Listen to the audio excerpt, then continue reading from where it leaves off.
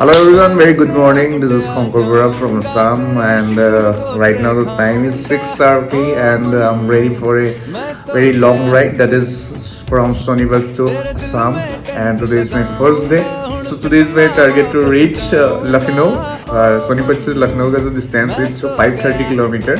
So please be with me in this ride, and to watch the full video of this ride, please do subscribe to my channel.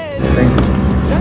तो मैं लगभग 250 kilometre अभी ride कर चुका हूँ और अभी मेरे को 300 किलोमीटर राइड करना है और ये 300 किलोमीटर जो है अभी राइड करते हैं और पहुँचते हैं लखनऊ। मैं पहुंच गया लखनऊ और मैंने होटल रूम भी ले लिया। एक्चुअली मैंने होटल रूम बुक कर लिया था। मैं दिखाता हूँ होटल रूम, जो भी इसका प्राइस से रिलेटेड जो भी है मैं अपने जो फुल वीडियो होगा उसमें बताऊँगा। So please subscribe to my channel and see you in the next show.